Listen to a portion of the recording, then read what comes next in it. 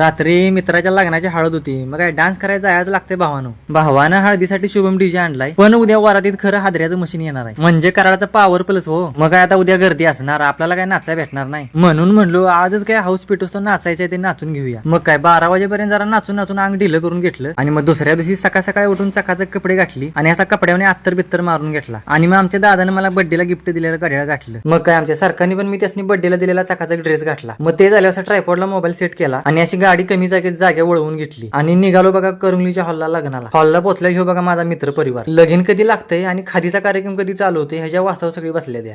बघा कशी तोंड पाडले ते सगळ्या उपासी संघटनेनं. या खादाड्या संघटनेचा अध्यक्ष मी आहे बघा. मित्रांबरोबर मस्ती झाली, आमच्या सरकार बरोबर पण जरा व्हिडिओ काढून घेतला.